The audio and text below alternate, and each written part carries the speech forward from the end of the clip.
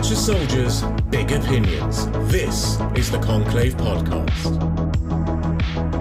Hello everyone, and welcome to the episode, I want to say 18 of the Conclave Podcast. I think 20. 20? Yeah, it's actually episode 20, yeah. You don't listen to them, mate. That's the problem. Come on, you make them and you don't listen to them. It's rubbish. Honestly, I'm terrible. But yes, anyway, I am Quipster, and today with us, it's a very special episode, we have Valrak, Chapter Master Valrak with us. Valrak, do you want to say hi to all of the single listener that's going to hear this? Hello. Hello, mate. All right, how are you doing? And also with us today, we've got, as always, the Sandman. Say hi. Hello. And Adam, the legal department. All right. And also, finally, Reza. How are you doing, Reza? I'm good, thanks. How are you, mate? I am outstanding in every conceivable way. So today, we're going to start, just as we always do, with a quick bit of hobby progress, just to see what everyone's been up to in the last couple of weeks. Valrak, as you are the guest, we're going to start with you. What have you been up to, hobby-wise, for these last few weeks? I'm just trying to get this last one, because I'm going to this, I'm supposed to be going to this no retreat in May, if it happens. So I'm building a force for that now, and it's more melee focused, because I want to do Black Templar, kind of, take them as like the rule set. So cool. I got this guy who does like 3D printing. I know I'm showing you on the camera now, but he's doing like our breacher shields and stuff. So I'm making like that's cool. Breacher shields for my force. These got to be Shadow Wolves. What will you use for the Emperor's Champion? Will you have I'm not taking the Emperor's Champion. There's because I know this thing will have Stephen Box in it. I have to prepare myself, so I can't take a fun list. I have to try and take like the most competitive list possible, and he's not a part of that list. I was going to say when Winters did the announcement video, when he was talking about going to no retreat, he did specifically call you out, and he said you are as yet undefeated in ninth, obviously, but you got to go up against Steve Box. You got the guys from Tabletop Tactics are going to be there, I believe. Yeah, they're nothing. So, really. I've heard do they're they really play bad. Age of Sigmar or 40k? I forget. The Spider, who? Yeah, there's quite a few people going. I think Tabletop Titans are going. I think as well. I think They said that they would like to, yeah. but they just because it's across the pond for them, yeah, isn't it? yeah. So I think there is an American channel coming, but I don't know which one it is. Pardo knows. Is it Mini Wargaming? Yeah, I was going to say. Oh yeah, Mini Wargaming. Yeah, that's what it is. Yeah. Yeah. It's Mini Wargaming. I think it's Dave for Mini Wargaming. I know he likes Khorne Berserkers. People told me. So again, like the melee army for me, it's like, all right, if he's bringing Khorne, I'll bring Templars. Then we'll just throw down in the middle of the battlefield and stuff like that. For this event as well, and sorry, Quipster, to hijack away from the hobby progress, but for this event, obviously SN are quite famous for having rules on what you can bring in your lists to try and kind of stop some of the cheese. But because we've got so many, big cheeses, as it were, in the Warhammer world that are going along to this, have they told you guys? I mean, I don't know if you can talk about it, but have they told you guys there are any limits on what you can bring, or is it just a free for all, go wild, be Captain Bree, bring what you can? There hasn't been like a rule pack sent out as of yet, as I'm aware of. But I just know like Stephen Box is going, and every time I watch him, he brings like the most meta army possible. So I'm like, okay, this is going to be a meta tournament then. So I'm just preparing myself. I'll make a cool list, a fun list, and I'll make like a math list just to try and out-math him, let's say. But I have no idea what it's going to be. I hope that it is more narrative, because I enjoy those games more, because I think it's a bit more fun, because, when someone brings like 3 executioner tanks and puts them on top of a building, it's not like the best experience, if you like. But 2 are fine against a much worse army. Two's okay. 2's fine. 2's fine with 5 heavy hell blasters and a 2vs2 tournament. There's nothing wrong with this at all. Or even a bat rip with Hellstorm. and a chapter master with his aura just in the middle of all the rerolls. That's it. That's brilliant. This is like a great example of just Warhammer game theory, right? Like if we talk to any of the others that do this, they're all going to say the same thing, right? Be like, I'm gonna try and keep it narrative, yes, but totally. Steve's going to be there, and Valrak's going to be there, and I know he's talked about it, so I don't know what I'm going to bring. And you're all going to turn up with like the worst, most competitive, horrible lists going. Yep, disgusting meta lists. Steve will probably bring a narrative one one time. The one time he doesn't bring It'll a still full be Blood competitive. Angels. I guarantee it'll be a Blood Angels narrative list with just like Dante and just Yeah, but Yeah. a 30, Blood Angel's 25 narrative sanguinary list. gods. Yeah. Yeah, it would just have like 30 sanguinary gods. Like, Yeah, oh, it's that's- narrative, I promise, guys. It's Dante. There He's are- on a guard. This is how narrative it is. Like, okay. Yeah. There's only 30 sanguinary guard, and they're all in my army. There's not even 30 sanguinary guards. Oh, there's like 25. 25, yeah, it's 25. Now that's the thing. Is like, yeah, and the nice thing about the books is like the narrative stuff is generally quite good. It's like, oh, I'll take just eradicators as salamanders. It's quite narrative. Like you gotta give it to Bring it. all the fight stuff, all the metal stuff. Yeah. See, what I really want to see is, Valrak, I've seen on your Instagram recently, you've just got like a handful bunker. I just want you to have like 3 of those and be like, yeah, come at me, guys. Yeah, I've actually got another one on the workbench now. I'm going to be working on this next week. I have, because I saw the rules for them, and I don't think they're the best rules, to be fair. But just for the rule of cool as an Imperial Fist player, I thought it's a bunker. I'm a fist. Just get look. There's like I know you can see on the thing there, but it's just one up there. It's like Wally on the top shelf. But yeah, I like them. I You should put Wally on the side of it. Yeah. For Purgy. my Imperial Fist, I have exactly the same. Yeah, I it's just the rule of cool.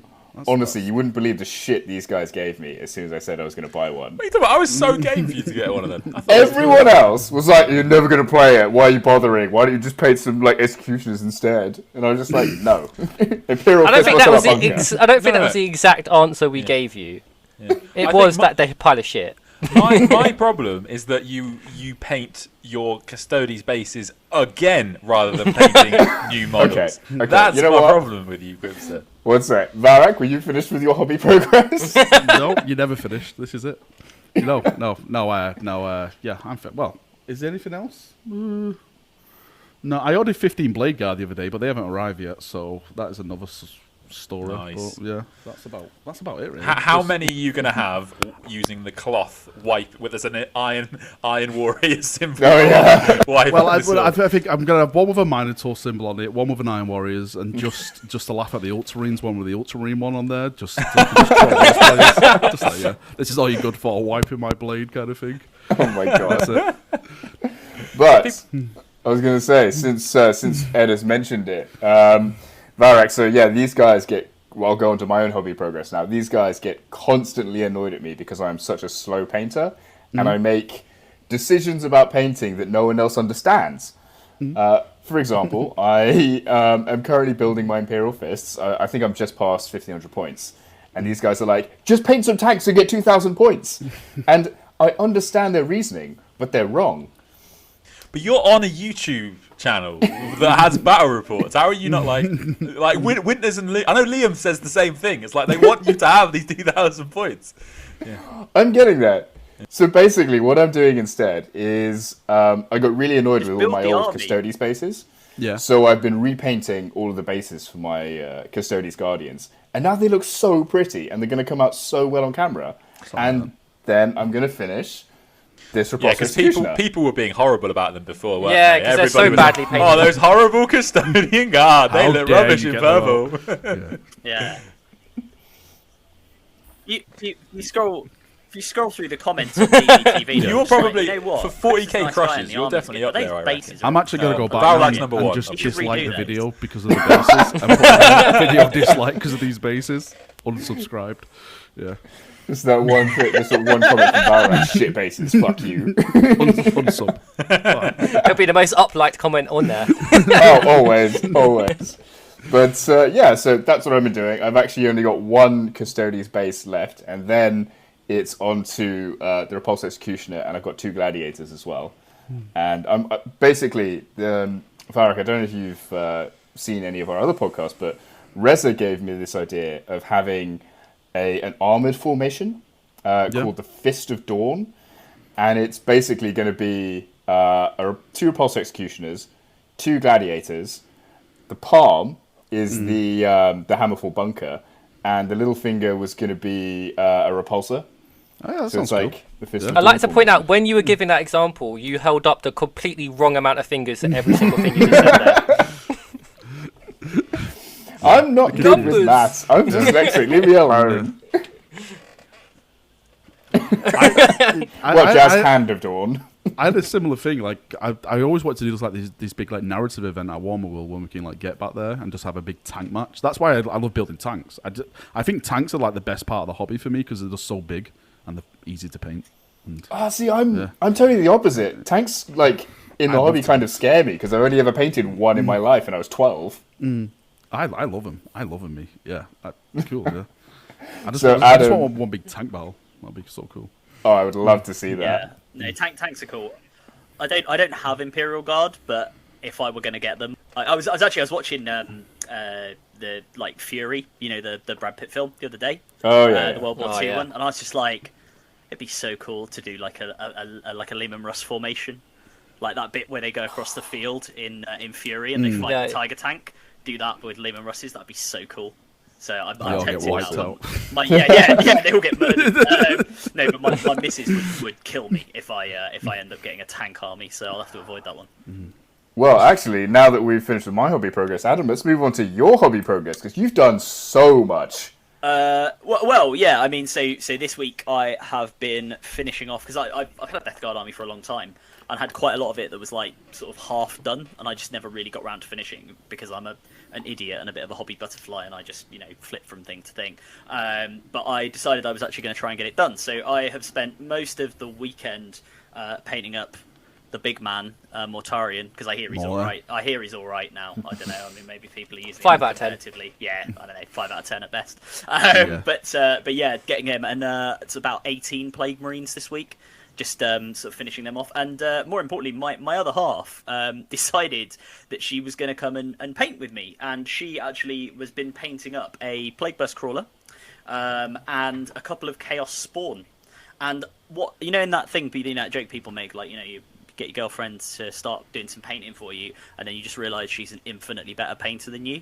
Yeah, that's happened to me. She's done some blending on like the tentacles on a Chaos Spawn. I'm holding it up for the camera for the guys on here. Yeah, that's really cool. Yeah, it looks really good, and I can't do that sort of thing. So I'm gonna just burn my army now. Just give up the hobby. Yeah, just give up the hobby. No, but it's really cool, and it's been good. Go redo all your bases. Yeah, I'll have to go back and re-highlight all my bases now, just as a way of getting back at her. No, but she's done an amazing job actually, and it's been good to it's good because what I'm going to try and do is convince her that the next trick is to batch paint like 50 termagants for my Tyranids, because that's fun, right? Everyone loves doing batch painting termagants. So yeah, get her on that. No, that'd be cruel. I wouldn't do that. Yeah, the best bit about it is you've got contrast paints. It's not really cruel. Just there you go. Thank you, Mark. That's what I'm trying to say. Yeah, there you go. Good. I just love the grief she gives you. Yeah. Amazing. So let's move on to Reza. Tell us all about all the wargs and such that you've been painting. Yeah, so I've made some progress on the wargs. I'm actually doing a bit of you. I'm taking a while to paint these. So I've got 9. They're almost done. I've managed to find a face that I like, and I've done their bases. So it's just pretty much doing the orc flesh left. But I have painted 5 Grey Knight Paladins and 1 Dreadnought in the space of a week, which was good. Got to test a bit of a scheme, which is quite nice. And then I found this scheme, really liked it, and then Josh, the War Hipster, best contrast painter person ever, then tells me a completely whole new scheme that was just 1,000 times better and easier. That so I had to kind of now when I do the rest of them. What was the scheme that you were doing, and what's the scheme that he suggested? So the scheme he suggested was he sent me a link, which is a few more steps than what I was doing. So I was trying to do it quick and easy, but it'd be really long to explain. But it's on the Warhammer community site. The scheme I went for was Lead Belcher. Then I did a is it Drakenhof Nightshade Wash. Then I just dry brushed a Grey Knight. I think it's Grey Knight Steel. Silver. No. Grey Knight Steel. Yeah, Grey Knight Steel. I just dry brushed it over and then just painted the details in, and it just came out looking really Grey Knight like. All right then, yeah. Genius. But then To be fair, as long as you hit silver, you're kind of done. You've got it. I wanted to get that bluey silver, which the Grey Knight still works really. It's just blue anyway, so it works really well. And then the Drakenhof Nightshade, it just the recesses, it came out quite well. The Dreadnought was a lot better than the Paladins. I didn't realise quite how much detail the Grey Knights had. They have quite a bit of scroll work and gold everywhere, even though it's just silver. They're almost on par with Custodes, I think, in the amount of detail they have on those models. Or almost on par. Yeah, I think probably harder because they're smaller. You mean inferior? I agree. I will argue with you all over detail on small models, right? I will fight any of you, because the Sisters of Battle, they look really cool, but my god, are they a nightmare to paint. Fair enough. Oh, also for Hobby Progress, I didn't quite buy 15 Blade Guard, but if anyone's listened to any previous ones, they know I get a bit turned on when Blade Guard are mentioned, so I ordered 9. But which will mean I have 15. So Oh god, I fucking just be hate ready your for when I Blade get Guard, those man. and all the noises I'm going to be making.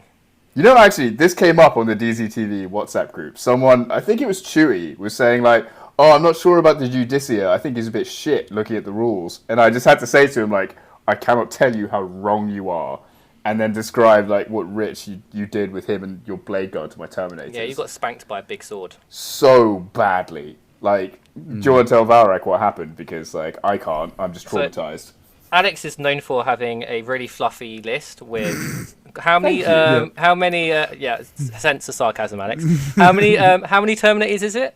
Look, Alaris nine Alaris Terminators is a fluffy list, okay? Yeah, okay. Yeah. So he likes to put them on the middle of the board, like drop down, like, was it 3 inches away? Mm-hmm. And So then 3 or 4 inches away. He thought he'd fight my Blade Guard, but then my Judicia said, no, you'll fight last, and my Blade Guard decided to turn them to paste.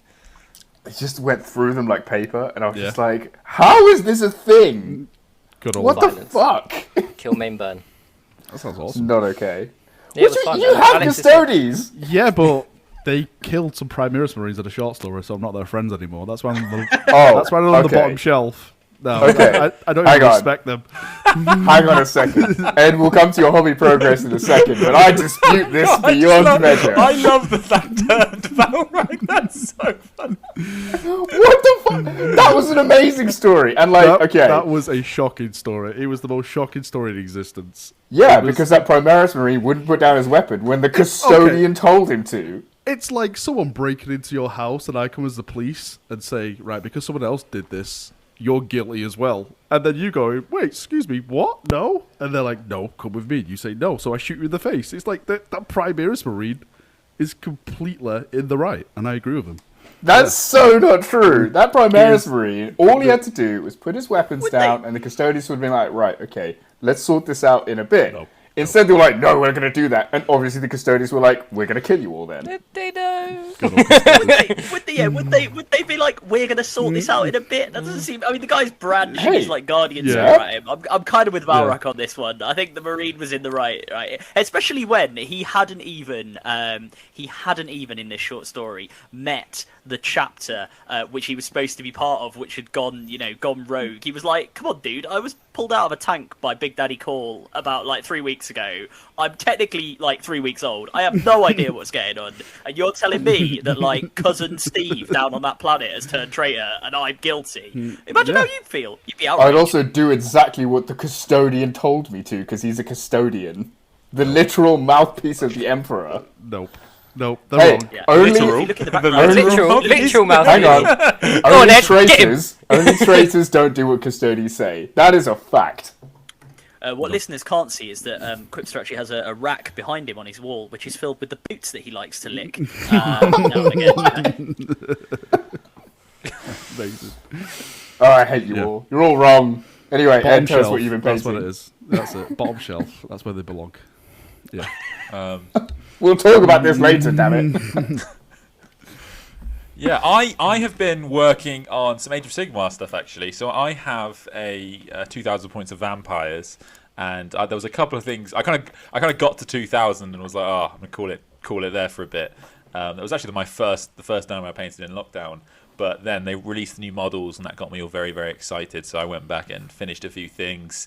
I bought a bunch of stuff off Green Stuff World, because it's like every time I'm on that site, I just have to keep buying stuff. So they have like tombstones. So I bought a load of tombstones, added then. I just bought loads of chains. Like chains, like I do want to play like Black Templars or like even like Chaos or something, just to put chains on everything. It's just very fun to do. And then they have That seems like an interesting subject to explore, your little obsession with chains.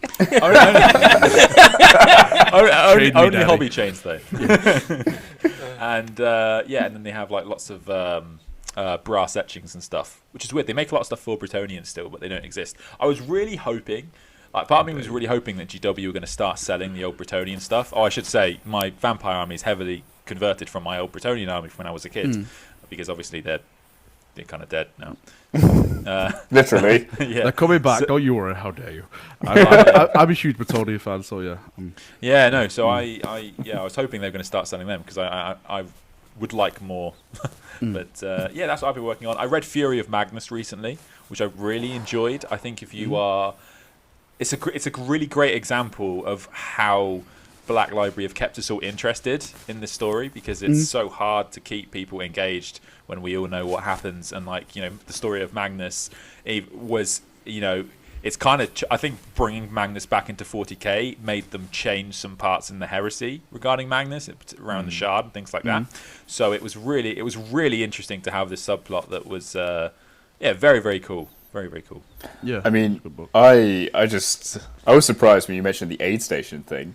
I can't believe that was a comment that came up. Oh yeah. Oh, that was funny. So these guys ruined part of the book for me because on COD there's a character who's Russian, and we all went as this character as like a joke, and then when he's dead, if you want to come back, and you can say aid, you can click the nearest aid station. It says aid station looks good, and when one of us was alive, the other three would just spam this button just so you could hear nothing whilst playing the game except this guy repeatedly saying aid station looks good, aid station looks good. It's very hard to tell, But in a like thick Russian accent, so it's like aid station looks good, aid station looks good. Yeah. And if you've ever played COD, having to hear footprints is quite important. So particularly in the game. But then in this book, they actually say this line like a bunch of times, and I could not hear it in this guy's voice.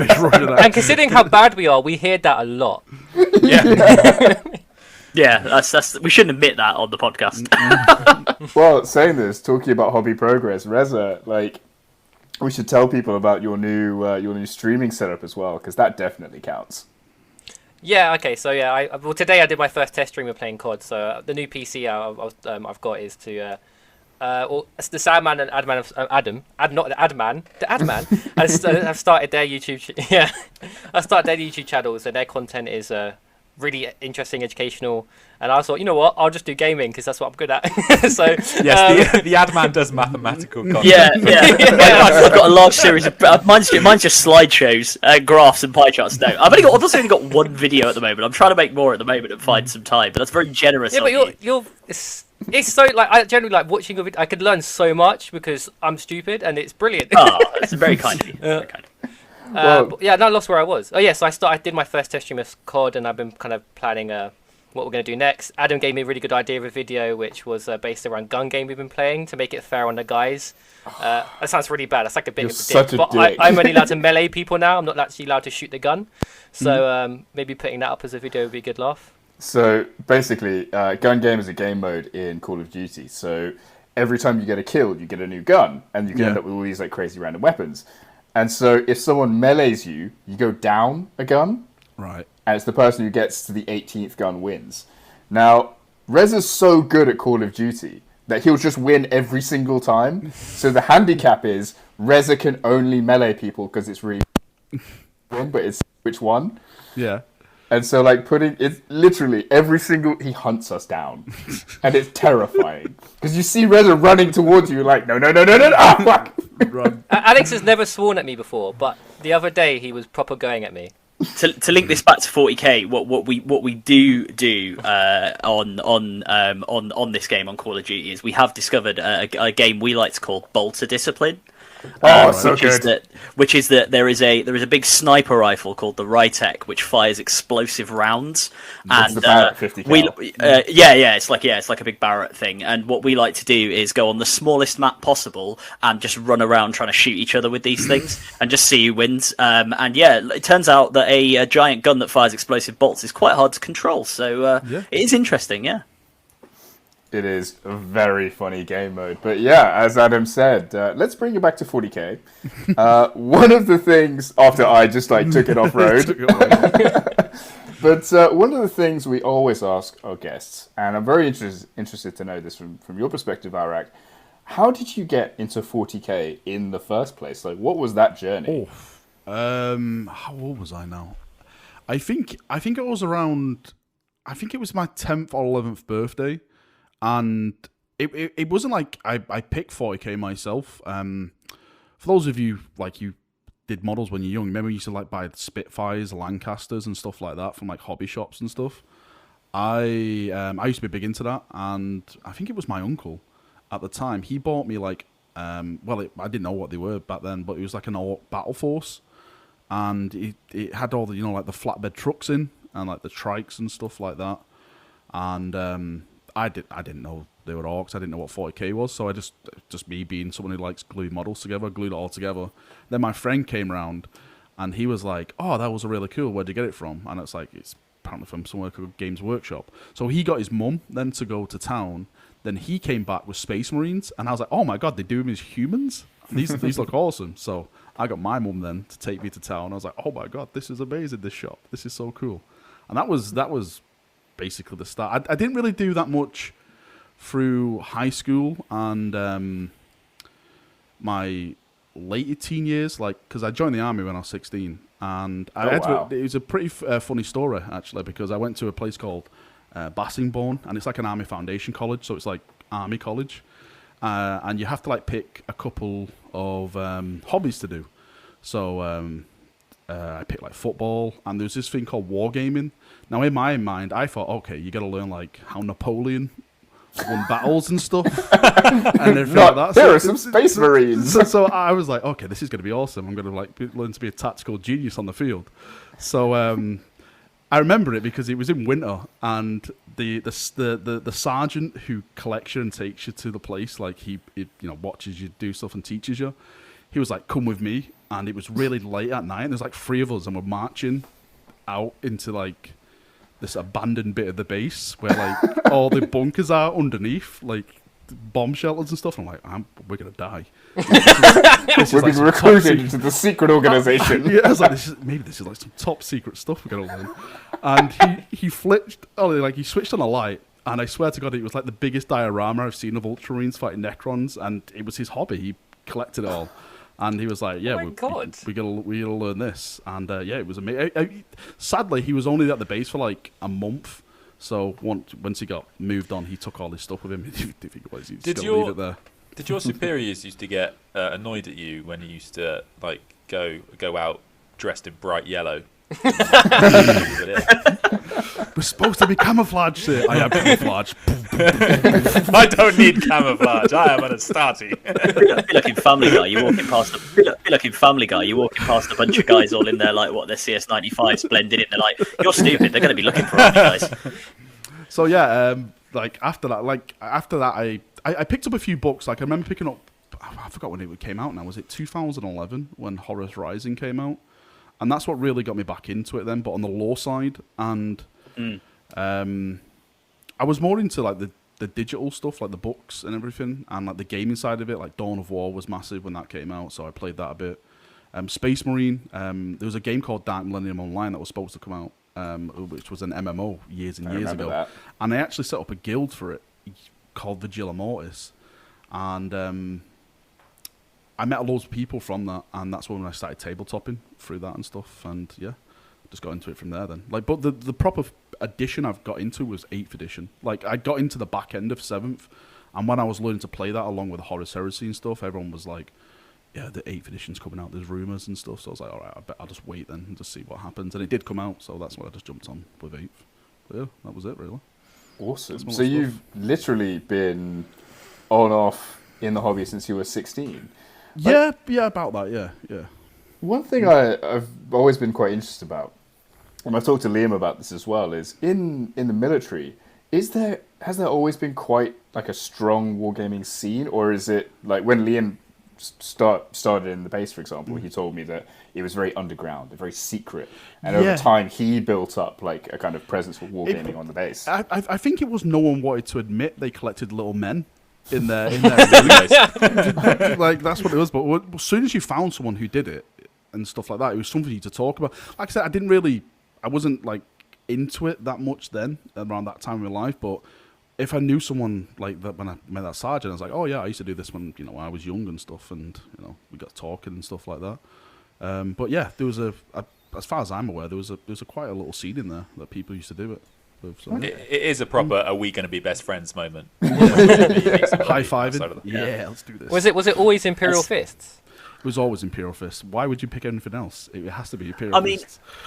I mean that's the question. I'm gonna jump in because I know Quipster wants to ask this, but I want to ask the question, which is, given you say like you played Dawn of War, and when we were chatting with Mikey the other week, and he said played Dawn of War, Blood Ravens, boom, there we go, that's my army. So where did the love of the Sons of Dawn originally come from? Please don't say it's just the colour yellow. I think there's a lot of things. I love castles. I don't know if that's a weird thing to say. I love castles. Amusingly, I do too. And Lego. I love... Oh, wait, sorry. Let me just turn this bloody phone off. Oh, hang on. Let me turn this... Quipster, you said he'd be professional. Sorry. I messed I'm up. just going to leave this in. I'm not going to edit this. Is it a yellow phone? It's on this bloody Facebook. I got a Facebook tab open. That's why I can hear it in my headset. It wasn't my phone. It was a Facebook tab in the background. Yeah, I love castles and stuff like that. I think one of the best aspects in 40k for me is the void combat. Like, I just love like the thought of these kilometer-long ships smashing each other. So the Imperial Fists had the biggest and best ship because of the phalanx. I was like, okay, that's really, really cool. And the more I read about the Horus Heresy and stuff, it was like they were like the void specialists, like boarding and stuff like that, like Fafnir and stuff. Like he's one of the people I absolutely love. And yeah, just like architecture and stuff like that, because I'm a builder. I do building stuff now, so I thought, oh, cool. Like something engineering and stuff. I was in like the engineers, so it was like something to connect to. Yeah. Everything. So I was like, yeah, sweet. This is what I was going to ask. What kind of army man were you, and did it inform what you collected? Obviously, yes. Yes. That's definitely the way to ask members of the ex-members of the military. What sort of army man were you? I think it's a very sensibly asked question. It's the manliest you've ever sounded. Right there. Those small green guys with the legs joined together on a base. So, but yeah, that's it really. Yeah, that's what got me into it. I mean, it's interesting you say that as well, because obviously I collect Imperial Fists too. I love them. I love their lore. But one thing that's always struck me is that, especially in the early part of the heresy, Imperial Fists and Dawn especially are actually very underwritten. So the thing I was gonna ask you is, like, was there a standout moment that you were just like, oh my god, this cool thing that Dawn has done, like, I love him, or this cool single thing that the Imperial Fists have done, like, yes, they're for me? I think it was like, because the Iron Cage. No, we don't listen to fan-made stuff. That's like that never happened. It was, what was it?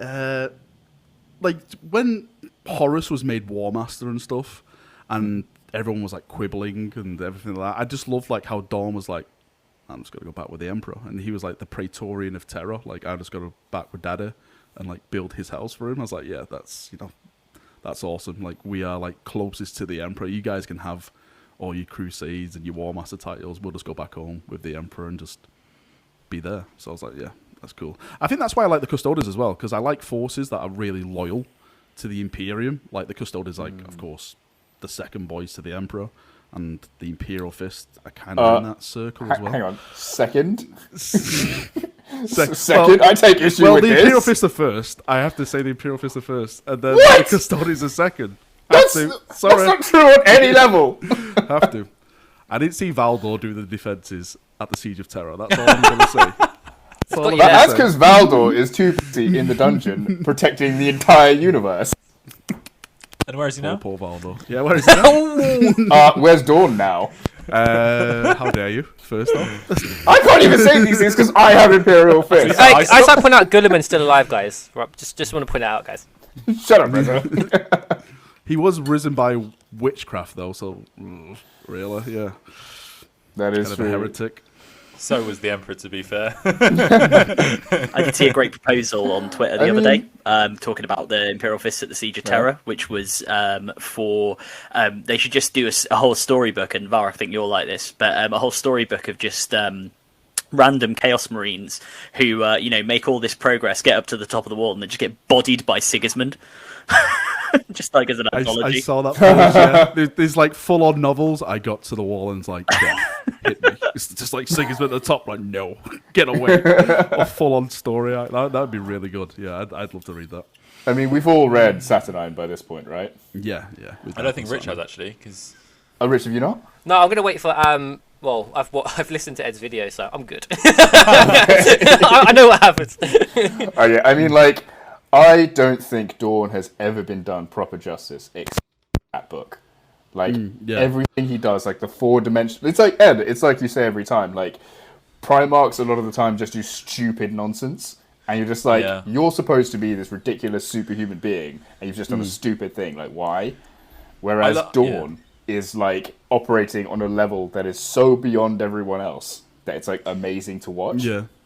I think that's what the interesting thing was going to the siege, because I still think Dawn won't fight a Prime... Well, Saturnine he did technically, but you know,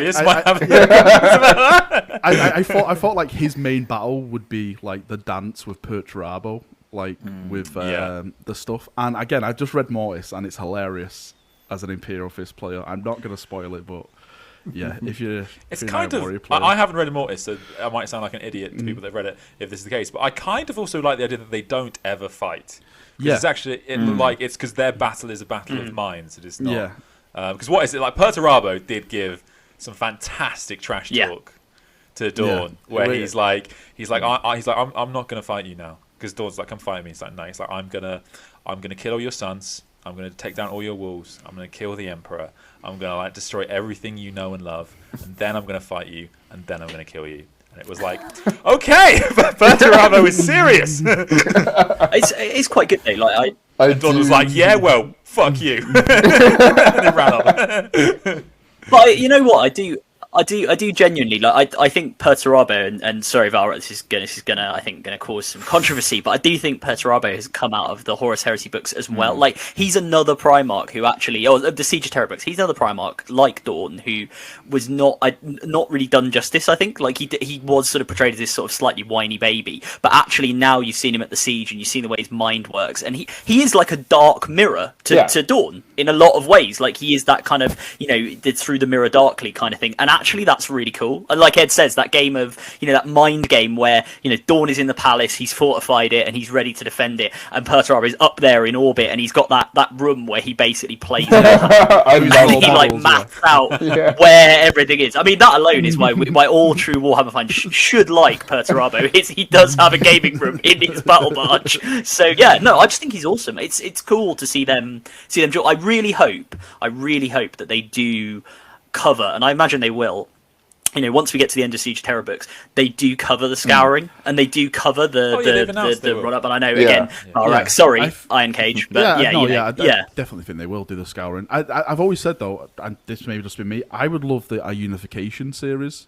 Because there was you must have read like the Valdor book, right? Quipster and stuff. Yeah, of course. And like, loved it. And like the ending of that, and like the big battle, I was like, I'd love to see what like happened before that got all these guys to this point and stuff. It would be so cool. It's funny you say that actually, because I would have said no before, because for me it was like, there are certain things that I wouldn't want answered, but then, and I won't spoil this for anybody, if you want them, go watch my YouTube channel, but like there are certain things they have answered now that I would have said, don't answer those, leave them a mystery, and I think they've actually really helped enrich the story in hindsight. So yeah, I'd actually be really game for that now. And plus, just Dark Angel. That's when the Dark Angels are the best, because they're the only legion. It is true. I mean, coming back a little bit to YouTube stuff, you've got 130,000 subscribers now, something like that. Yeah, 120 plus now. Yeah, it's madness, mate. Absolute madness. Huge amounts. Madness.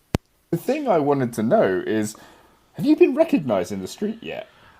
Oh, right. There was a really, like, because when I first started, when I was like 20,000, 30,000, I never live streamed because, I didn't have the equipment or anything like that. But when I got more into live stream, that's when, when I go to events now, people, I feel it, it's like I don't want to use the word cringy on myself, but when people come over and say, "Can I take a picture with you?" I feel like, why? Do you know, like that kind of feeling? Like it's just me, really. It's just like a normal. But I'm not going to say no, piss off to him or anything like that. It's like, yeah, sure. Have a selfie. Fuck you. £5. No, it's nothing like that. But it's just, yeah, it's it's just strange. Like when people when they talk to me and they go, "Oh, Valrak, can you do this because you're like an influencer?" I'm like, I don't influence anyone. I just say what I want to say, and yeah.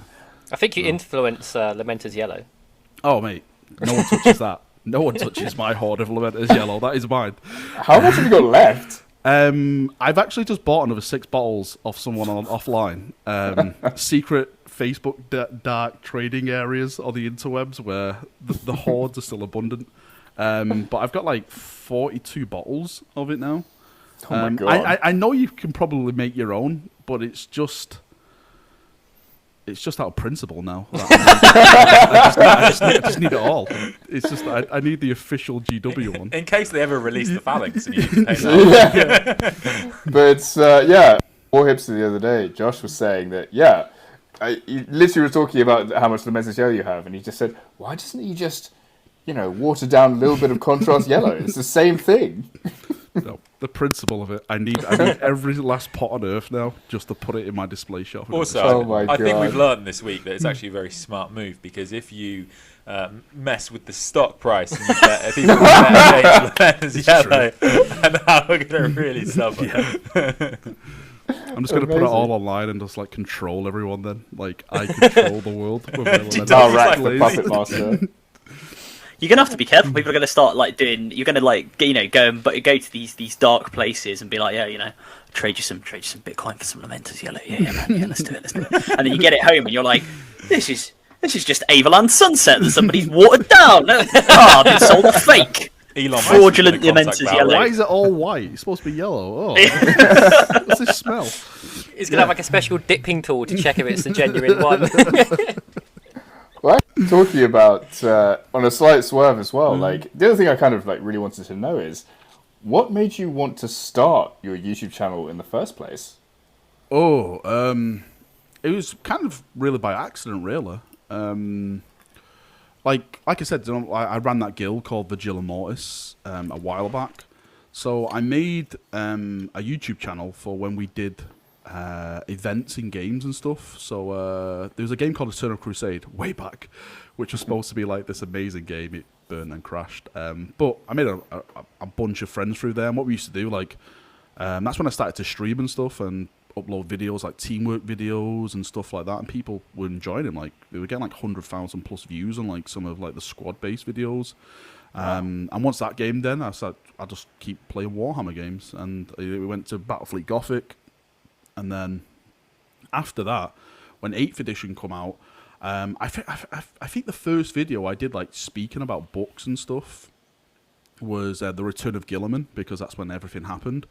And I did it wasn't really a lore video, it was just like an explanation of how Guilliman came back. And a lot of people said, "Oh, you should do more videos about this."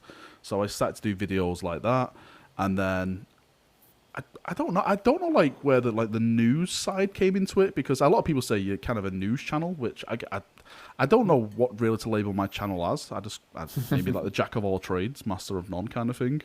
And I don't know. People wanted updates on. It's what just was going Valrak. on. Yeah, it's just me. Yeah, it's just Valrak. It's just me just going on with myself at the end of the day. And yeah, that's what it is now. To be fair with you, mention Primarchs every week did help. I'm not gonna lie. I'd say you're like a hype master. That was True. Just become the meme, If you bet on all the horses, technically you win. When it comes in at the end of the day. That's the way I see it. I just bet on them all. Yeah, he's going back this week, and then he's going back the next week. Yeah. That's the way it is. Too funny. Yeah. I mean, sort of upcoming then. What kind of stuff have you got planned for the future? Or is it all super secret right now? No, mate. I just take day. This is not my. This is a lot of people think it's my job. It's not my job. This is just a hobby for me. I'll wake up one day and I'll just say, do you know what? I feel like talking about this or talk about that. Tomorrow, I'm probably gonna do the Alfarius book spoilers, because I want to talk about that and the impact of it. Crazy book. Yeah, amazing book. Yeah, I'll just take it day by day, really. Maybe I'll do a hobby video the next day. I think what I've started to do lately is stream every day in lockdown, because a lot of people have said that it keeps them kind of entertained, and it works both ways, because it keeps me entertained as well. I can speak to people in the world, and they can speak to other people in the world, everything like that. So yeah, like there's nothing. Actually, I have got something really big planned, and it is my own animation, and Really?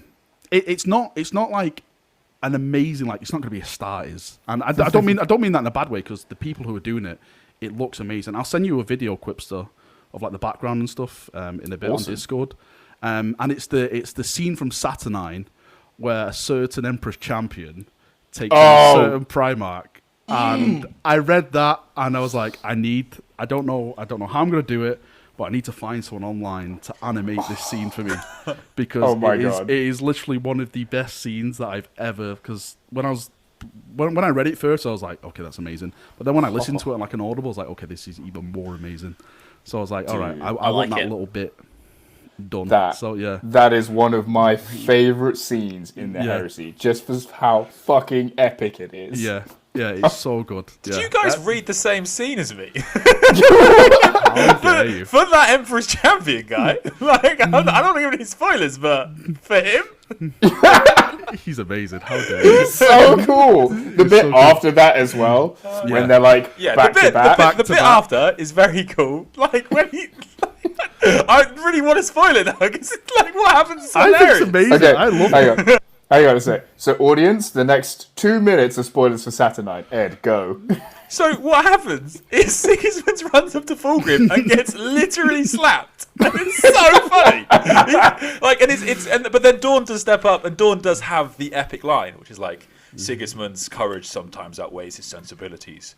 Mine doesn't. And he just goes to town on Fulgrim, which is epic. But Sigismund gets fucked. You have to give it to him, though. He does like manage to cut like his face open and his lip with his chain, like whips his chain up, and it's like, get out of here. Yeah, there's a bit where Fulgrim's just like, this is actually very annoying. What the hell? And then he slaps him. Yeah. Yeah, but it's like a very Fulgrim thing to do, right? Because he's just like, annoying little fly, be gone. Well, I think he gets most annoyed about getting hit in the face. Yeah, his beautiful face, that's it. And then that bit that he said, like, back to back, when he goes, try me then. And then he just, like, beats them all. Yeah, it's so good. Yeah, I love that bit. And one of the big reasons I love that bit specifically is it's like the unspoken reconciliation between Sigismund and Dawn. And you're just like, that's the most fist thing ever. I was really sad, like, they had a little breakup because, the whole...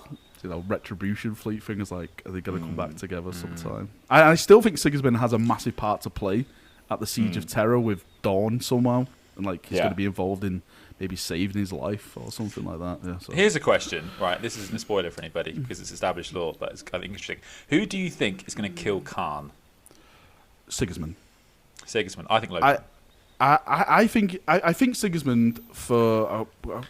It's the Brotherhood reason, because they really like each other. Yeah, I think it's down to the audiobook Templar, where you have a flashback and they're in the cages, and Khan's like, you never try it on fully because we're kind of practicing, and I think that's like kind of going to go full circle where he will try, and they'll fight each other. But I know they fought each other already, but Khan was like pumped up on like cornroids, and like Sigismund wasn't, so.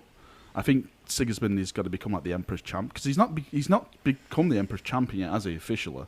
Like, not he hasn't, technically. I don't think he's like been embodied with power or spirit. I don't know how it's going to work, but I don't think he's like become that person yet. And I think in the next book, or maybe I don't know, the second to last book, or how many books are left. I think that's when he'll fight Khan. Do you think it is? Do you think they have actually got a reconciliation? Because surely, as soon as he makes the Templars, Dawn is he's not gonna be happy. Why do you think that? Because he will, like, he will make the Templars love the Emperor and believe him to be a god, and Dawn just can't accept that. I don't know, mate. It's one of those things now. Like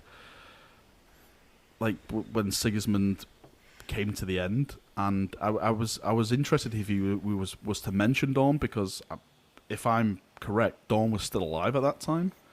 I think so, yeah. In that book, so I was like, is Dawn Dawn dies still in the alive? first Black Crusade. Yeah, because that wasn't technically a Black Crusade that came out of there. That was just them coming out. So yeah, I was hoping that he would like. That's Abaddon, like, hey mate, how you doing? Yeah, but I'm not too sure. We'll see. I wonder if like the Emperor. They have a ridiculously interesting relationship. Yeah, It's very- I'm thinking like maybe like Dawn in a way sees the Emperor's divinity, maybe in a way. He's That a could be- pragmatist, isn't he? So it's like that you could can't be- you can keep saying he's not a god, but when believing in him literally makes you fly, it's kind of hard not to concede a bit that there are benefits to this. Well, I think it was in the old books. It was like the Emperor's last words were to Dawn. So I'm wondering, like, if he says anything, like "I am a god" That's true. or something. I mean, that's like such a screwed up way of using your last words. Like, his by the last way, bro, words. I've been a god the whole time. Lol. His last words. YOLO, was, bye. I love On the Perturabo. And then the whole time, like the Emperor could have been healed by the Golden Throne, but just because he said like I love Perturabo, Dawn was like, nah, mate. Well, whatever it does, Dawn loses shit, doesn't he? Because he goes. Yeah, he goes full on. Like, yeah, Exactly. I mean, we all must bleed. there's a question I wanted to ask you specifically, Valrak, but I think actually I kind of want to ask everyone this, like one at a time. So you're an Imperial Fist player who just also has Custodes, right? Yeah. I think a lot of people are like that. Like, I'm a Custodes player who happens to also have Imperial Fists. Oh, yeah. Yeah, I know, right? I'm really subtle about it. But if you had to play any other army that wasn't Space Marines, and obviously Custodes, what would it be? Xenos, Chaos, or Imperial? I've said this so many times. I'm a huge World Eater fan. Like, Ooh. I actually think the World Eaters actually have the most tragic story out of all the Traitor Legions, because their damnation is that they embraced the nails to get closer to their Gene Father, and really it just made them far apart than anything. And that nails drove them to the path the bloodshed of Khorne and stuff. And yeah, I've always respected them. I always think they're cool. I just wait for GW to release Khorne Berserkers when they decide to. Absolutely. Yeah. I mean, have you read their Angron's Primarch novel? I haven't got that yet. I've actually got it on Audible to be queued up to be listened to, but I've heard it's decent. Honestly, it's one of my favorites because it really, I'm not going to give you any spoilers, but it really delves into like the tragic backstory. Because like someone told me this a while ago, and I was just like, really? But you know how every Space Marine Legion has like a thing that they embody?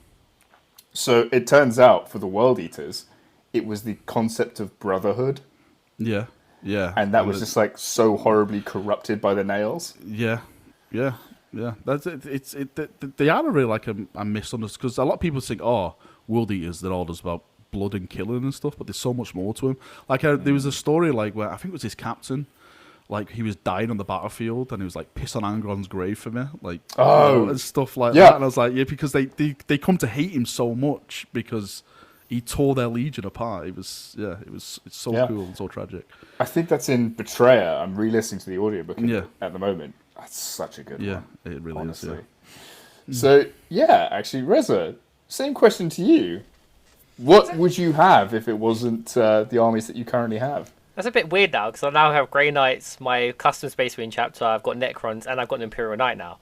So, but you know what? If money was my objects, and I could continue, I would continue my Imperial Knights, but just continue making the Autobots. I would just go and say, son, Bumblebee, Jetfire out there. You know, who else is there to have? Just all of them. Just get all of them. Rodimus I think Prime. you should just do it, man. Seriously, I'd turn it into a annoy competition like that. I'd It'd be annoy a lot of amazing. people, but it would be kind of cool. Get like a really small one and call it Jazz. That'd be awesome. Oh my god, that'd be so... Oh no, Helverin. Yeah. Yeah, done. Yeah, done. Amazing. I mean, Adam, I'd ask you the same question, but is there any army that you don't own? Yeah, yeah. I was wondering how we were going to do this. So I have off the top of my head. So I have Eldar, Tau, Sisters, Marines, Custodes, Necrons, and Death Guard, and some Chaos that I haven't done anything with yet. They're sort of half built, but they're going to be Emperor's Children. I've got all the sort of bits for them. If I was going to do any army apart from those, you know what? I will go with one that is unreleased, I guess. And actually, do you know what? I'm going to agree with Valrak here, which is that I think it would be cool once they do the new Khorne Berserkers.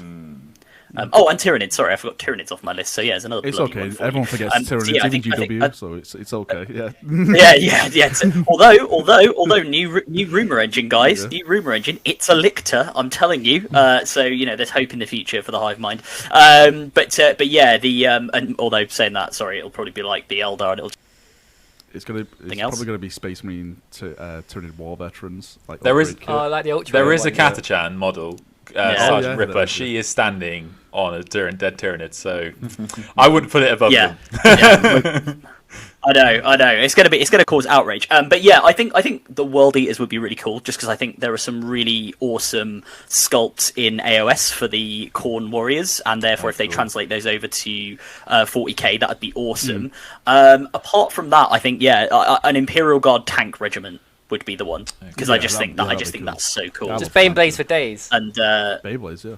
yeah, just So all the heavy artillery, all of the shadow swords, all of the Lehman Russes, like all the variants. I just think that'd be so awesome. Yeah. And there is something appealing, right, in a universe. And I know people have strong opinions about this, and I know it's another channel out there run by a chap I used to work with actually, who he made the comment once. I remember he said like, God, like Imperial Guard are so boring. Like, why would you want to play Imperial Guard like in a universe of super powered soldiers and Xenos and demons? And like, why do you want to play Imperial Guard? It's like there's something cool about that. Like these ordinary dudes that just get given, I have a flashlight, go out there and shoot at that thing that won't die. Okay, cheers. That's- All right, that's thanks part for of the that. appeal, isn't it? And they still do it. Like you have this Yeah, crazy it's like universe, the all this ordinary nut human. stuff going on, and you just got basically normal blokes out there going, "How the Bayonet. fuck am I going to deal with a swarm lord?"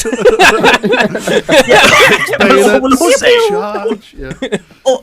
Also, because like half the time they're not even from an industrial world. It's like your name's, I say, "Oh, hi, I'm Pete. I grew up on medieval agri world, and I think the most advanced level of technology I've ever come across is a wheelbarrow." And they're like, "Okay, cool, right? Have this gun that shoots lasers. You're about to go meet the corrupted sons of our god emperor, who constantly just elude filth and will rot your face off if you get within about 5 meters of them." Oh, brilliant! Okay, I'm up for that. Yeah. Banter. Amazing. And yeah, Ed, the question goes to you. Yeah, I have a very full answer for what I want. So I have developed a deep love of Black Legion. I absolutely Really? adore Black Legion as a faction now.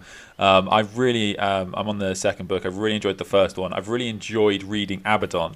So I think, and this is kind of an interesting take on Abaddon, I think, compared to some people, because people don't like that Abaddon in the start of the heresy not only took a back seat, but he was a bit whiny, he didn't get much of a focus, he didn't get much character development. But I kind of like that. I like what he has now become in the story, and I really enjoy Black Legion as an idea, because I enjoy that they are fundamentally against tyranny. And Abaddon, like you talk about, the world is saying, "I'm going to piss on Angron's grave," but like, Abaddon is like, no, he's actually telling the Space Marines, like, we don't have to be slaves to the whims of our fathers, and that no matter, even if you're a loyalist, you can't help but think that is fundamentally a bullshit idea. And the Black Legion are above it, and they are on the side of chaos because they realise that you have to overthrow the tyranny of the Imperium, but at the same time they're not going to fully give in to chaos, but they need to use it. And I absolutely love the characters of Black Legion, so I would just get Abaddon, because I'm imagining he's Supreme Commander, and then I would have a sorcerer who would be Iskander, who's a Thousand Suns character. I would have a aspiring champion, the guy that gives you reroll wounds in combat at the moment, and he would be what's his name? Urkis. Leovan Urkis. Yeah, and then This is the World Eaters guy, right? yeah, and then what's the name of the Emperor's Children guy? I forgot the name. Telemac. Telemachon? Adam's got Google. Telemac. Sounds like you're naming. Very bits. clearly reading the screen. Yeah, but I would do that, and I would just get like 20. I would literally have like 60 Chaos Space Marines, and I would just like have that as the army. That would be what I want. I was going to say, Valrak, didn't that guy on Instagram do your artwork as well? Yeah, he did I said I would like Valrak smacking an Iron Warrior in the face. He went, "Leave it with me." And he came back with the most badass Imperial Fists smacking an Iron Warrior in the face. Yeah, he's a really nice dude. He's really, really great. Yeah, he's That awesome. is Awesome. Okay, on that note, we're going to take a quick break and come back. Okay, and we're back. So we've gone through all the different armies that we'd have if we didn't have the ones that we had at the moment. But Rich, there was something that you wanted to talk about. I say talk about. It's more. I had a bit of an idea for a game show, guys. So insert game show music here.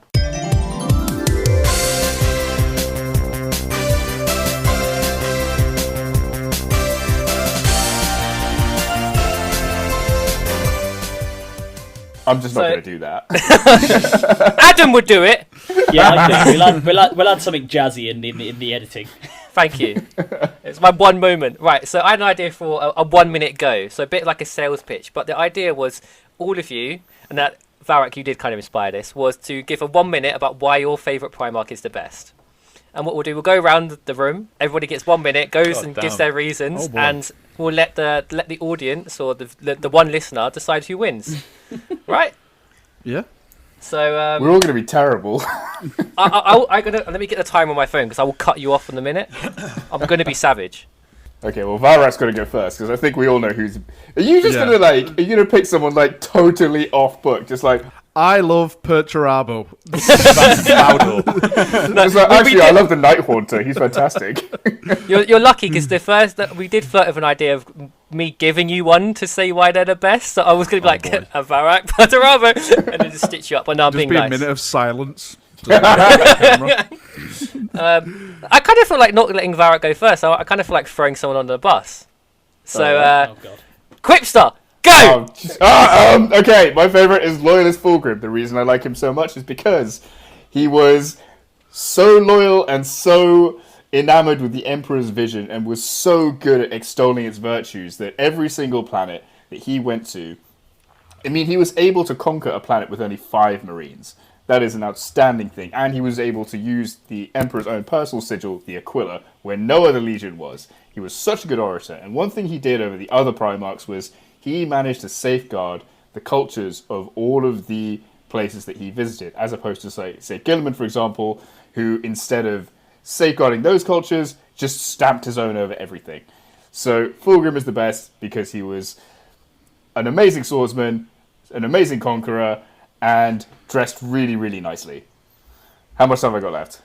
9 seconds. Purple's also a fantastic colour. Gold really offsets it. All right, Alex, that's you done.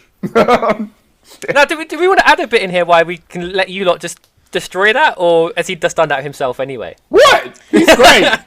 Yeah, all right, he talked to a sword and ruined everything you just mentioned. So there we go. No, the sword talked to him, obviously. Okay. Right, no, Alex, no more. Right, so 3, 2, 1, Ed, go!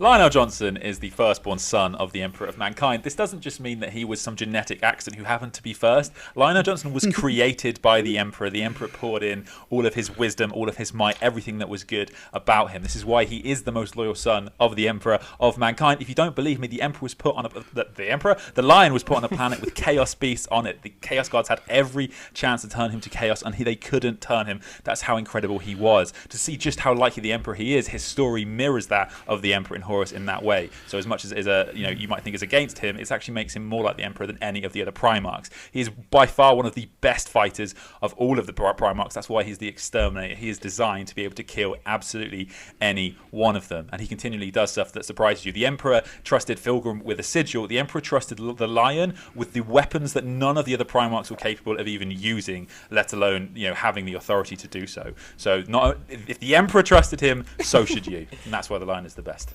Oh, you know what, Ed, right?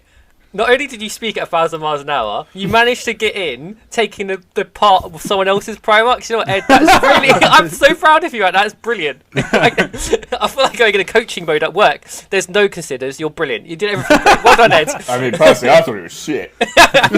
Right, so 3, 2, 1, Valrak, go! Oh, bloody hell. Why is Rogaldon the best Primarch? Well, when he was found by the Emperor, he gave the Emperor the biggest and best ship in the universe, and then the Emperor's like, no, you keep it because you are the biggest and best Primarch in the universe. From then, he went to conquer, went to fortify all these bloody planets in his Great Crusade, leaving the Imperium greater and stronger as a whole. When Horus was elected War Master, Rogal Dorn went back to Terra with him. He became his Praetorian of Terra. There, he stayed at home and rebuilt his house. When Horus betrayed him, something that Dorn never did because he's so loyal to the Emperor, he then started to fortify the house even bigger, better, and stronger. Then he became the de facto War Master of all the Imperium out there. What did he do after that? He fought a great demon, destroyed it. He's the only Primarch, a loyalist Primarch, to officially kill a traitor Primarch. Yes, Alferis has got no head anymore or no hands. He defended the palace from countless hordes of demons, traitor legions. And I'm going to have to cut you off there. God, no! Good attempt. I like it. So Okay. I was so tempted to just mute you like halfway through. Like, sorry guys, we lost him. okay. I guess Fulgrim's the best. 3, 2, 1. Adam, go!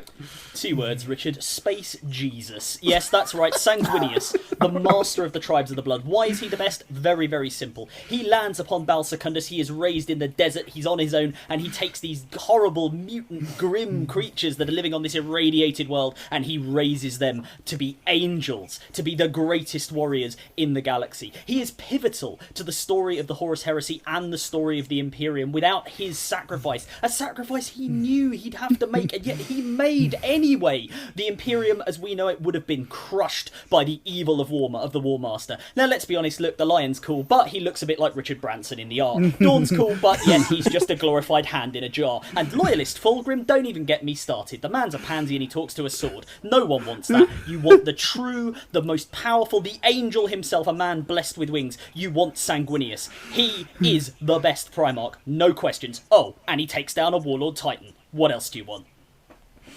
Damn, girl! The sword talks to him, for fuck's sake. He always had a rap going. Very well, very good. So we'll put down. I'm not going to take part because one reason, Adam was going to articulate my favourite Primarch better than I could. And 2, I don't think I could talk about it even for a minute. So I took the cheap way out of hosting. So yeah, viewers, listeners, people, whatever you are, vote in the. We'll put a post on Instagram for launching the podcast. So just comment who you think did best. Well done, guys. I'm proud of all of you.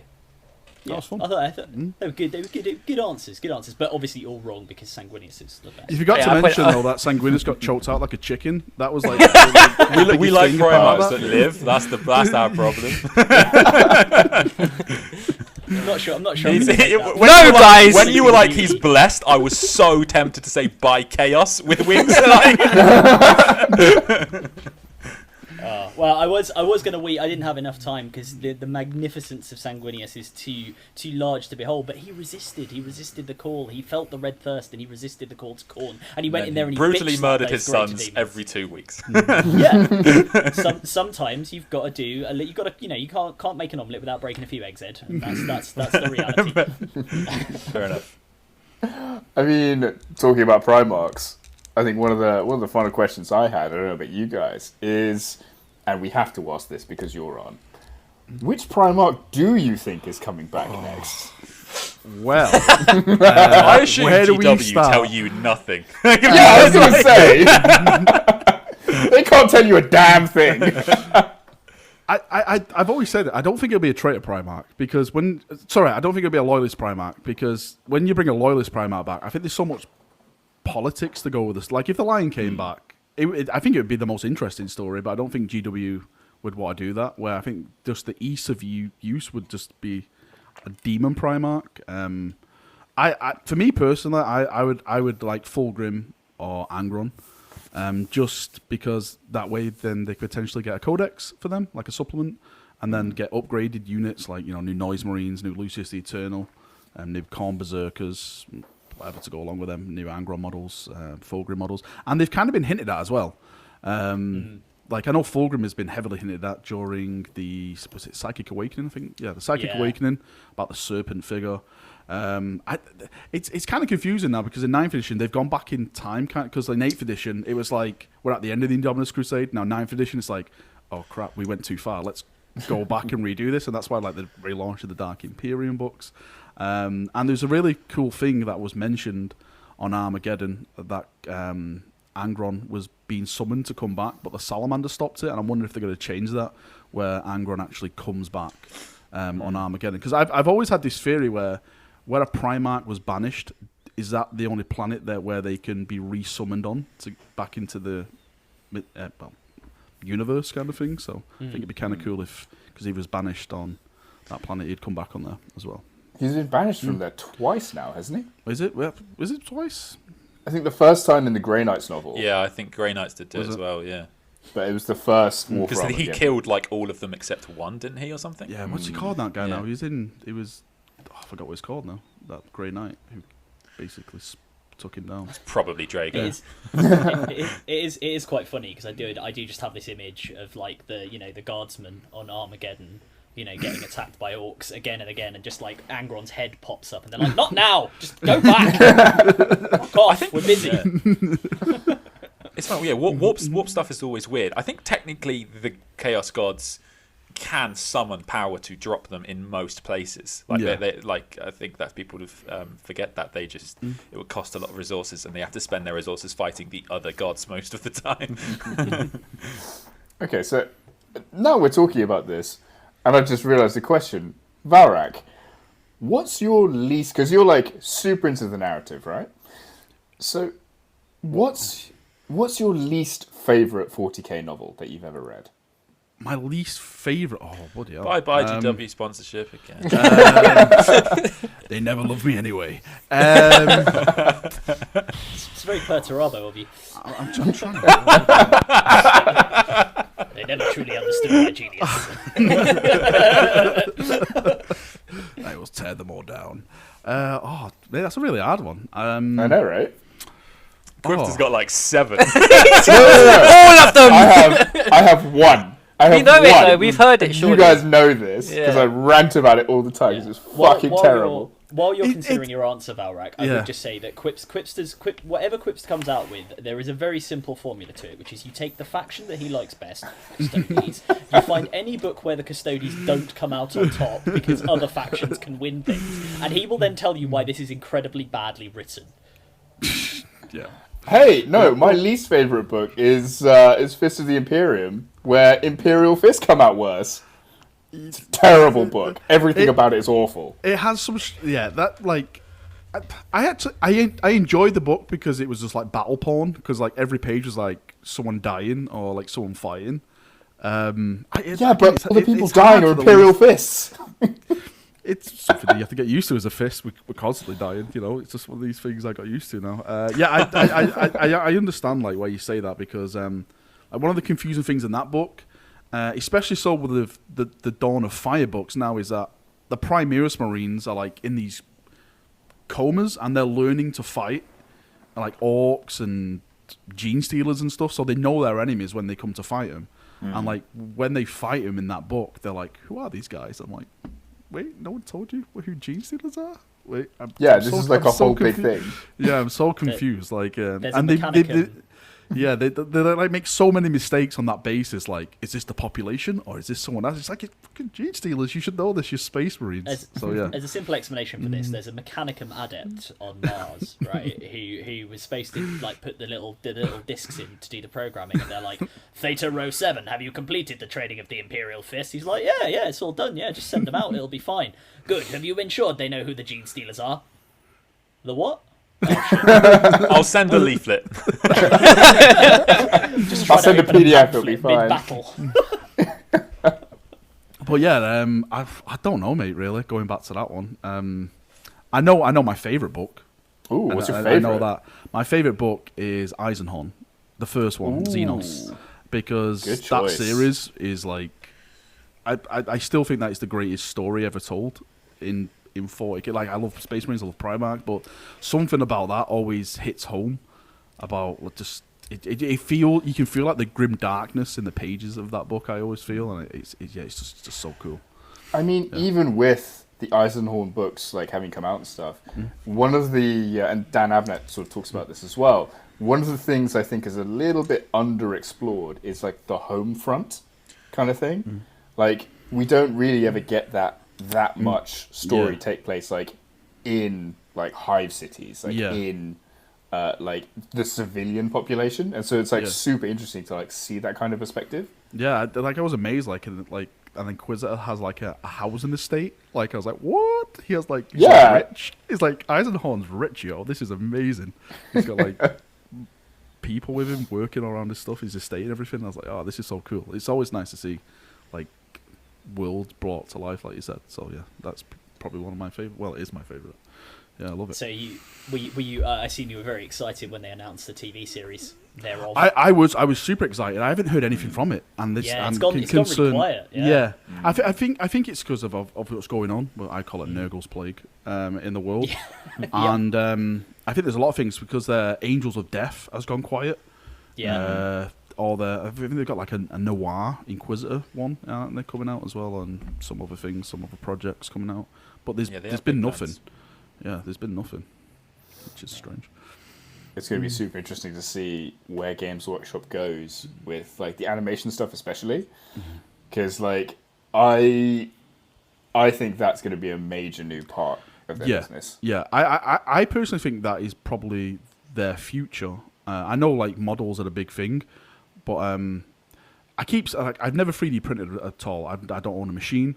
But I keep seeing on Twitter, on Facebook, like the quality of people are doing with models now, like printing them from their own house. And I'm like, it's getting better and better and better, and it's becoming more accessible to people. And I think in a couple of years, like people just be like, screw this, I'm just going to print my own tank rather than just go out and buy one. So I think one of the things, you are right. I think one of the things that they've done in 9th edition or announced, again held back because of COVID, was that they said they were going to take more of a role in tournaments, and I think that's why, because then they can keep an eye on these things and so like try and dissuade people. That's not ours. How dare you? But I do imagine that's you're dead right. I think Yeah. it's a massive worry. I lived in Hong Kong for a bit, and there were always people like, I think that guy has some stuff that's 3D printed, but you'd look at it and you can tell the difference, man. I swear to God. Maybe if you look closely, I don't know. I see them going really far with gaming. Like, I know it's a bit of because you look at the Total War series of just how the Warhammer Total War 1 did and Warhammer Total War did. That was they're all amazing games. First of all, did really well, but it's just such an untapped. Like with Dawn of War, I don't know why they've not tried to do that again, but do it right. Well, I guess it's not them who do it, but maybe they should just take that deal they've got with Sega further. There's a little bit of a rumor going around at the moment that Creative Assembly. Rumours. That's it, spiky bits. No, what I was going to say is that the guy who left Forge World, like I think he was like the lead writer on it. Was that his name? Yeah, yeah, that guy. I think he was a Spanish guy. I'm trying to think of his name now. I don't follow Forge World that much when it comes to Horus Heresy, but he was a lead writer on that, and he's gone to work with Creative Assembler. And there's been talk now for a while that Creative Assembler have signed some kind of 40k license to do. I don't know what. Like I've always said, I don't think it would be. You could do a Total War 40k game because the way it's structured in that. I don't think it'd work. I've played a lot of Total Wars. I think it'd have to be a lot different, like a skirmish type of game, or I don't know. But just standard RTS. Really. It had to be. Like, I like the Company of Heroes format they did with the Dawn of War 2 and 3. Just the game didn't have enough. There's something missing with it. It just wasn't well made. But that game, that combat style works. Like the Dawn of War games, not number 3 because I didn't enjoy that one bit. I thought visually it was a really nice game, but the combat systems just didn't feel like the games that came before it for me. But I think since that game failed so badly, I don't think people don't want to touch like another RTS 40k game, which is a shame because I think if a company who could get hold of it could do a good job of it, I think they could make a really good game. Yeah, for sure. Out of that genre. I mean, talking of 40k games, the thing that like actually really surprises me, it kind of like astounds me at the moment, is the Battlefleet Gothic games that they put out have been pretty great, and I've really liked them. The fact that they haven't put the Battlefleet Gothic tabletop game out, like, oh my god, I would be all over that. Every time I say this, like, because I do like what could do with this event, and I always say, please just just do BFG already. I never played it, but I've only heard amazing things about it. Big friendly giant. Big fucking gun. But yeah, it's just like I'd love to play it. I'd love to. Like I keep seeing doing like Titanicus and Aeronautica and stuff, and I thought, oh, just do spaceships, please. Yeah. Please just do spaceships. I remember your preview stream before the most recent big announcement when you said that on there. You were like, look, that thing that's blacked out. Please let that be Battlefleet Gothic. And I was like, come on. And you know what? When the Warhammer Quest, the like Dead City stuff, it looks really cool. It looks cool. It's not Yeah, to take away from any of that, but I was like, there was like a little pang of disappointment because it was like I could have had my big spaceship. Exactly. The problem is going to be, I guess the interesting thing would be like if they mess around with the scale, right? Because you know there's games like Star Wars Armada which has has all the ships and stuff, but you can get like the Imperial, like the Super Star Destroyer, and it's like as long as the table, so you can just have the phalanx and just be like, just right, there middle. you go, that's the board. Yeah, I've knocked you off the board. You're in dead space. You're done. I win. Just use turn to the shop. Yep, I win the tournament. I've been saying this actually. Are there any of the specialist games that are out at the moment that you look at and you're like, ooh, actually, maybe I should play some Titanicus or something like that? I actually do like Titanicus, but I think one of the things that stands out for Titanicus is that I keep seeing people who keep kit bashing it with like scenery, and they're like making like Emperor class Titans and stuff. I saw this guy on Twitter. I can't remember his name, but he bought like some little miniature figures to like stand on his Titans and stuff, like made shells for him, and it looked really, really cool. It looked like a proper little Titan force. It looked so real. I thought, oh, that's really badass. That's I've cool. seen that. Yeah. It wouldn't feel like the Conclave if we don't ask you about the Battle for Middle Earth. I love it. I love Middle Earth. I've actually got an undead army over here, but I haven't got a box yet or painted them yet. I was speaking to a chap. He was going to help teach me to play it before all this stuff happened with Nurgle's Plague, and I was going to teach him 8th edition, and he was going to teach me Battle for Middle Earth. But we still are planning to meet up. But I love Middle Earth. Like I know you can't see it in the webcam, but my three favorite genres is 40k, Lord of the Rings, and Star Wars. So Nice. Yeah, I love it. I think I'd give a lot of money if they redid like the Numenorians, because that's like my favorite aspect of That's Lord of the cool. Rings. Like in that age, like the second age and stuff. I'm hoping like since Amazon is doing something with it. Yeah. I'm hoping that maybe I don't know how the licenses work, if that they have licensing issues with that, but I'm hoping that will come into GW somehow, which I think will be cool. They've released a map of, I don't know if you've seen this, but they have released a map of the show, of the Amazon world, and on it is Numenor. It's happening in the Second Age. So yeah, if there was a tie-in there, that'd be amazing. Yeah. Also, there's That'd be awesome. Gilgalad's going to be a major character. Gilgalad, Alex. Yep. So Boom! You're well happy about that. My I assume. favourite. Yeah. Love him. Best character in Lord of the Rings. Done. I love these 2 seconds of stabbing a spear in the introduction. Yeah, and that was it. Like, yep, gone. So, like, one of the reason he's my favourite though is because I think you could get him in a blister pack with Elrond, or it was something like that, and you got both. And like, I got that, and that was like the first characters I had. Didn't they just for Lord re-release of the that? Rings. Oh, I might have to get that then. Yeah. Rich, why are you doing this That's to one me? you can still buy. I think you can still buy that one. I bought him and loads of the Numenors, like the elves and stuff, the Last Alliance, when it came out, and the GW Manchester said, yeah, we do a Lord of the Rings night on Wednesday, because it's just started. So I bought all this army, and I went there, and I was like, who's playing Lord of the Rings? They're like, no one. I was like, okay, well, I'll get It's okay, Valrak. Valrak will play Lord of the Rings with you. It's fine. I had no one to play with.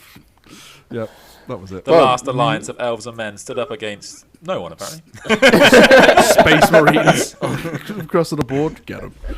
Yeah, you can buy Elrond and Gilgalad on still. Yeah, I Oh think my it's God. Elladan and Elrohir and Glorfindel. They've re-released at the moment.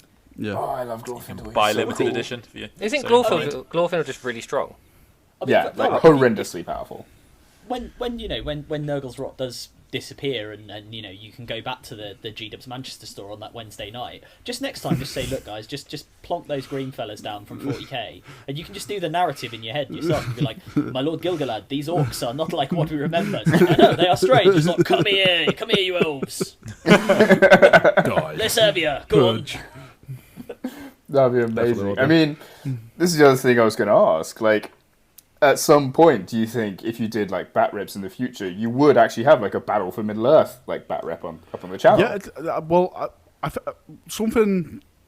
First thing, yeah, I'd love to do that when I learn the game and stuff, because I think, well, from what I've seen watching bat reps, that's more of a skirmish game, isn't it? Lord of the Rings, so it's not really like smaller a big battle. Something I absolutely want to do, like 100,000,000%, is to do the old world bat reps when that eventually comes back out, because I was such a huge fan of the fantasy stuff back in the day. Like the Gotrek and Felix books were some of my awesome fantasy books by William King. I used to bloody love them. And with the announcement of that, and we got the announcement of Bretonians the other week, and I'm a huge Bretonian fan. I was like, oh yeah, I just can't wait to jump on this train. And Do you play Total War? I know Rich do some streamers on it. I do, but the thing is, when I play Total War, I end up losing like 4 days of my life. I just what's happened here? It's just gone. So I've cut back in it a bit. But yeah, I've actually just completed a campaign as Bretonia. Just took over the world on that one. But yeah, it's cool. Yeah, that's cool. I mean, considering how much you loved like Bretonia and the old world, like, what are your feelings about Age of Sigmar? Like, is it interesting? Is it something you want to try, or it's just no death? No, I like people love Age of Sigmar. I've got no problem with them. Like, I've never really been attracted to it. I've always said like the models are like some of the best fantasy models I've ever seen in my life. Like. Out of any company that has come out, like those fantasy models are like top tier. But I've never been sucked into the story as of yet. I've tried to explain to someone, like, I think AOS is like very, very high fantasy, and like the old world is kind of like, well, I know it's fantasy, but it's kind of more realistic in a way, because it was connecting to a lot of cultures where it took stuff from. So. Yeah, I think a more sense of I think a good comparison is that in the old war, a lot of it is like squabbling kingdoms. In AOS, they chain a god. It's a big difference, fantasy levels. Yeah, I mean, like, one of the big problems as well with fantasy, actually, as opposed to AOS, was if you actually rolled out the world map, it was just Earth. Yes. Yeah, oh my god. I like that though. I like that. I remember I had my sort of foray into fantasy. I had an Ogre Kingdoms army. And one thing I really loved about the Ogre Kingdoms was in the lore behind them. They had this, they were perfectly happy ogres knocking about in what is effectively like Mongolia and Russia in our world. Doing their thing, farming, I don't know, bison and stuff. And then this huge meteorite comes in and smashes into the earth, and it causes them to have the hunger within themselves. Like, it infects them with this hunger, and they worship it as a god. And it's implied that it was actually this like giant worm god thing that like drilled through the earth. And in the Ogre Kingdoms like source book, on the map, there was a map of where the Great Moor was, this vast canyon where this worm god is supposed to live. But then also on the other side of the world, there was a big whirlpool in the middle of the ocean, like down near, again, like Argentina in our world, like at the bottom of Austria. So it was kind of implied it like drilled through the whole of the earth. I don't know why I find that so cool, but it was like this idea of this like mysterious thing, and then the ogres all rampage out of the east, and all of like the empire and everyone are like, what the hell are these guys? I thought you were relating that back to how it was like our world, and I thought you were going to say like just like in real life. If you sail just off Argentina, rather than going across the Pacific, rather than getting to like Easter Island, you'll meet a giant fanged whirlpool. So don't go there. Yeah, I think the old world it's something we're all looking forward to, and especially they came out with that teaser that was just a map of the new Bretonia, wasn't it? Yeah.